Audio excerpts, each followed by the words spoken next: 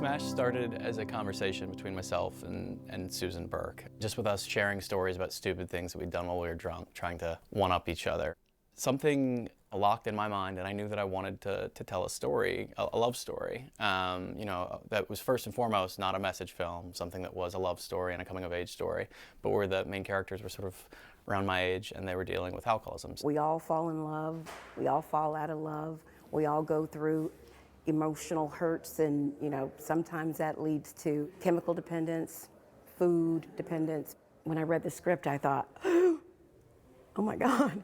And I you know, I don't drink, but we all have our demons, don't we? Okay, stand by for picture. Stand by. For this first setup, we will pantomime the improvisation because the camera will come around here, and by the end of her scripted lines, they will have their aside, and we'll be focused on them.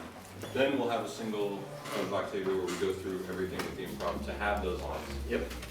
But this first setup, Octavia pantomimes once we get to the end of her script. Exactly. We're chuckle and then we'll laugh after. My co-writer and I, Susan, we spent you know, I think over 2 years writing the script and sort of revising it. But once the actors were cast, I told them they were the parts and they could say and do anything that they wanted. So, you know, the dialogue on the page was just really beats for me. So I encouraged them to improvise as much as they possibly could. I still like mixing, but not drinks. Now I like to mix flavors, you know, peanut butter and chocolate. You know, peanut butter and banana. So mix, people, mix. That's all I'm gonna say. That's me. Cut. We had a scene earlier in the film where Mary drunkenly goes to a meeting, to a large speaker meeting with about 150 people in the audience. Okay. You guys want me to talk about it? Because I can't. Okay, so my dad. Cutting the scene from the actual film had nothing to do with the quality of the scene. It was really just sort of creating a trajectory for Mary's character. And it seemed ultimately that this movie just was more elegant without it. But it was tough because it was on a little movie. That was definitely the most extras that we had were in that scene, and some of my favorite actors were in that movie. And there was definitely the sad moment of telling them afterwards that the scene was cut. I'm back at school. I have an amazing man. And I love my parents. That's crazy. How old is this girl? This girl, she can't even go to bars. How old are you, Amber? There's a lot of cliches, I think, about directing people to play drunk or playing drunk, which is that you don't play drunk. It's when people are drunk, they're trying to pretend to be sober. Realizing that every scene, the stakes are so emotionally high that every scene is challenging. And so kind of coming to that realization on a daily basis has been kind of a struggle, but it's been so great to kind of have a movie where I'm challenged constantly. We had sort of this drunk exercise that we would do that sort of is almost like self-hypnosis that looks really absurd, like a ridiculous actor game that we would do before a lot of the scenes that Mary would sort of take herself through, or I would sort of talk her through. And then when in doubt, Mary would just sort of spin in circles to make herself dizzy.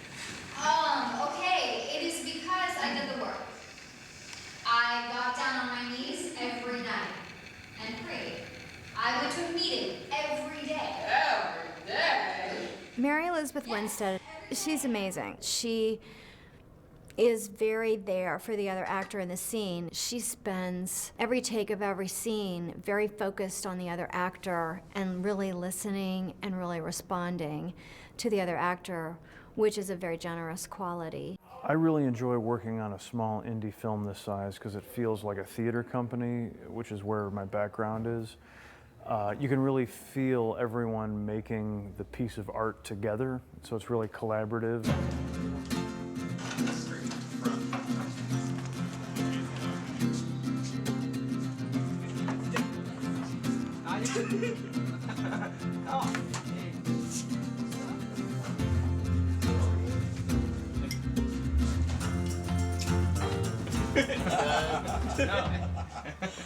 So, what, he's just gonna be alone?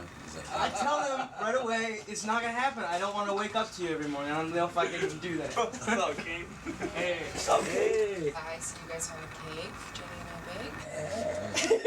Yeah, no, it was really good. You should get a slice. I'm not used to being on a set where basically the entire focus is really performance and character and bringing truth to every single moment. No, my wife doesn't smoke. crack. So it's hard to just sort of stay focused on just doing what we as actors want to do, which is just create a character and bring it to life and be able to fully live in that moment. And on this, it's been so easy to do that because everyone is sort of collaborating and wanting to make that happen and wanting to make this as truthful and powerful a piece as possible. And it's been amazing.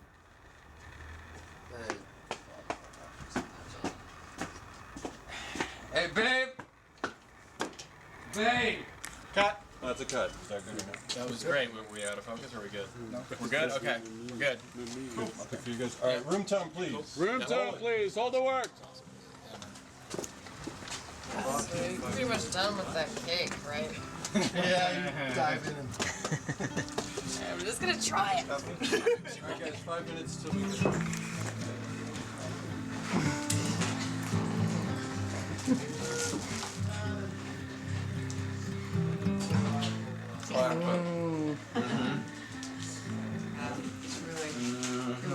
Any other people with the camera want some? I already have gum in my mouth. You can do it. Oh, yeah. Feed the baby, feed the baby. Oh, yeah. That was like the baby, like talking through you. My biggest approach with working with all the actors was just to cast really amazing actors. And if you spend the time and really work to get those actors, a lot of your work is done. You know, I think it's really hard for Mary, Elizabeth Winstead, or Aaron Paul, or Nick Offerman, or Octavia Spencer, or any of our actors to really, they're pretty honest actors, so you have to push them really hard to make them be dishonest. And then James, like, every once in a while would kind of sidle over to us and just, like, you know, take one or the other of us aside and just kind of like whisper something very casually, you know, like, oh, yeah, it's really great. You guys are just, you know, you're just blowing our minds out there, but maybe, I don't know, like, maybe try it like this and think about this and that. And it's kind of like a little, you know, just gentle voice in your ear. And so we tried it a lot of different ways, and we did a lot of improvisation. Look at me. It's my business. I know. Sour cream. In the cake? Mm-hmm. Oh my God, you gotta make me like this cookie. I was not prepared for the amazing talent that was going to surround me in this film. From Nick to Aaron to Octavia to Megan, it's just been unbelievable. I had been a fan of Octavia Spencer for years. She's just been one of these great actors that pops up in character roles. And I just thought that she was someone that was a real scene stealer and that elevated whatever she was in. Nick is funny. He's hysterically funny. Oh my God. He has this really dry wit. And I'm glad to be working with him. I think he's great. This morning we shot a scene where Mary Elizabeth Winstead rambled on for about 4 pages and got completely emotional, started crying all over the place. I wasn't happy being the good time girl. We had to sit through this like 9 or 10 times. She ran this entire gamut of emotions. So boring. My life is a lot different now than it was a year ago. It was pretty unbearable. It's kind of funny, but Nick and I love working together. We met doing a play in Los Angeles back in 2000, and Nick's amazing in the movie, and he's just a great film actor. Like with someone like Nick Offerman and his wife, Megan Mullally, they're both two of the funniest people alive, but everything is so grounded. The stakes are always life and death for whatever they're playing. It's just a matter of whether the script happens to be kind of funny or not. And sometimes, I think the best comedies, it's not always based on a punchline. It's based on, you know, situations that are two people who really want something really bad and it's not the same thing and they have to fight over it. Oh, and also I wanted to add, we shared a dressing room.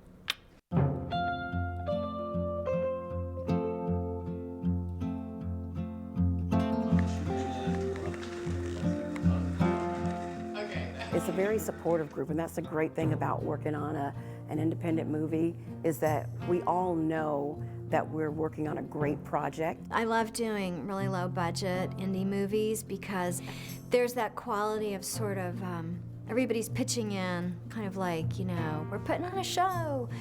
that everyone's in it on the same level. When this movie is done filming tomorrow, I'm going to be like, I'm not this character anymore. It's so weird because it feels like I've completely inhabited this, and it feels like the same for everyone around me, which has been so wonderful for me as an actor because it just enhances my performance and makes everything feel that much more real and authentic. On a bigger budget film, you can achieve maybe more expensive looking effects, but I often feel like I'm a prop being pulled off a shelf, like, all right, bring out the stupid sheriff, and they dust him off and they put you out in the scene. Then they put you back in the air conditioning until they're ready to use you again. So this is my favorite size of film to work on. It's a lot of fun.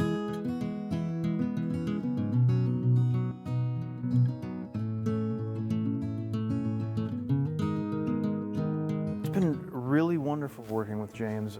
He's very enthusiastic about everything we do. And so even though sometimes we're playing really heavy, dramatic scenes, we're still having a lot of fun because James is right behind the camera, rubbing his hands together gleefully. He represents sort of childlike love for filmmaking and love for storytelling, and he gets so excited by everything, and it sort of makes you feel excited and makes you feel so proud to be a part of this. And action. How about 90 days? Does anyone have 90 days continuous sobriety? Kate, alcoholic. Hi, Kate. Hi, Kate. Okay, 6 months. 6 months continuous sobriety. Congratulations, Jeff. 9 months. No? 9 months, 1 day. Cut. That's a cut. Good. It's good for sound? All right, let's move to the wad.